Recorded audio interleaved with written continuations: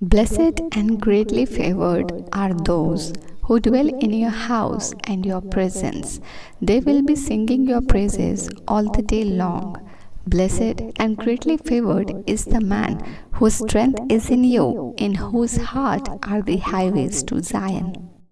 क्या ही धन्य है वह जो तेरे भवन में रहते हैं, वे तेरी स्तुति निरंतर करते रहेंगे। क्या ही धन्य है वह मनुष्य जो तुझसे शक्ति पाता है और वे जिनको सियोन की सड़क की सुधि रहती है। हे जीवित अनुग्रहकारी यहोवा पिता परमेश्वर, हम आज के इस दिन के लिए तुझे धन्यवाद देते हैं और इस घड़ी परमेश्वर इस प्रार्थना के समय तेरे निकट आते हैं। जीवित यहोवा पिता परमेश्वर, तू हमारा रचता है पिता, तू इस सृष्टि का सृजनहार है और तू इस सृष्टि को रचने और इसे संभालने वाला परमेश्वर है। हम तेरे निकट आते हैं क्योंकि तू हमारे दुख और तकलीफ़ को जानने वाला परमेश्वर है। हृदय की बातें तेरे सामने परमेश्वर खुली और बेपर्दा है। परमेश्वर चिंता की बातें, कंसर्न की बातें, परमेश्वर तकलीफ़ की बातें या दुख की बातें तुझसे ज़्यादा हमारे जीवन की कोई और नहीं समझ सकता।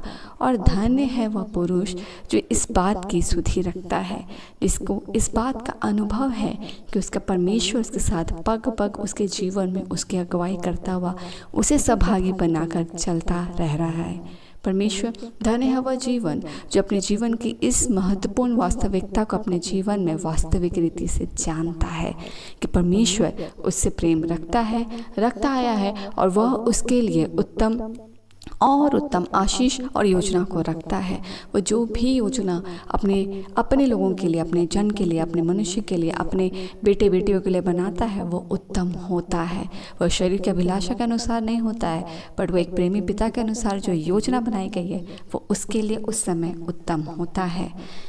क्या ही धन्य है वह जो तेरे भवन में रहते हैं, वे तेरी स्तुति निरंतर करते रहेंगे।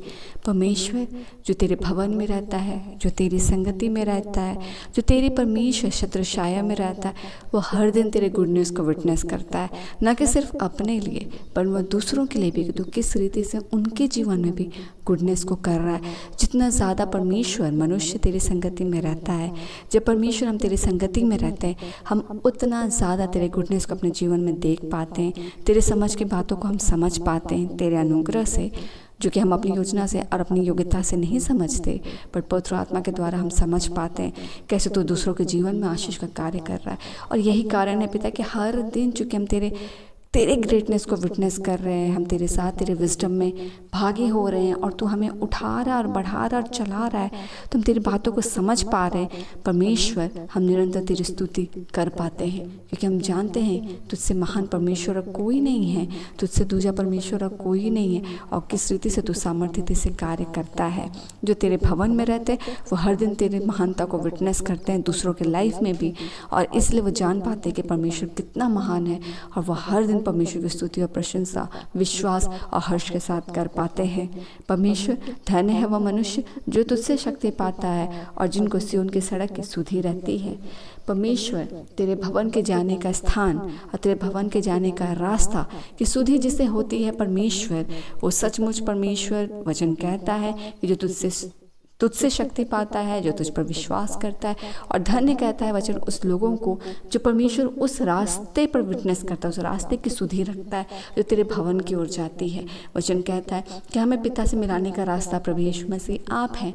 हमें हर दिन आपको स्मरण करना है, हर दिन प्रभु यीशु मसीह का हमारे साथ होना, हर दिन प्रभु यीशु मसीह का हमारे लिए उस मार्ग को तैयार करना और हमें दे देना, और आज यीशु के द्वारा हमारा पिता की ओर बढ़ना और उससे मिलना, यह अनुग्रह है। इन सारे बातों की सुधि हमारे जीवन से कभी ना जाए और हम हर दिन इस बात को परिपक्वता से समझें।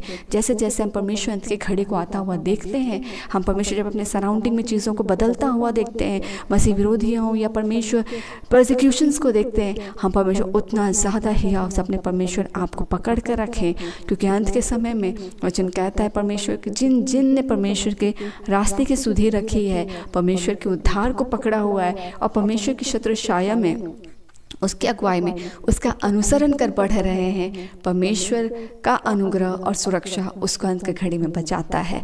हम परमेश्वर अपने धन, वो धन को जमा नहीं कर रहे जो इस संसार में है, जो घट सकता है, चोरी हो सकता है या सेंध लग सकता है, पर हम उस धन को जमा कर रहे हैं आज्ञाकारिता, परिपक्वता, यीशु के अनुसरण में, चाल चलन को प्रभु यीशु मसीह के अनुसार बढ़ाने में, कि वो धन जो कल जाके जब परमेश्वर न्याय को बैठेगा, हम परमेश्वर के लिए गरीब नहीं पर उसके सामने हम अनुग्रह से भरे और अपने कार्य के अनुसार धनी ठहरेंगे।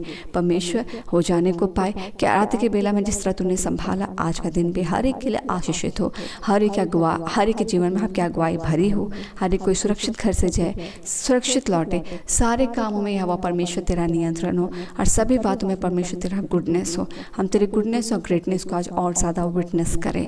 धन्यवाद देते, सभी प्रार्थनाओं को आपको वेदी में समर्पित करते और इन सारी प्रार्थनाओं को मांगते फादर, दया अनुग्रह सुनिए, स्वर्ग के राज में ग्रहण कीजिए यीशु के नाम से, आमीन।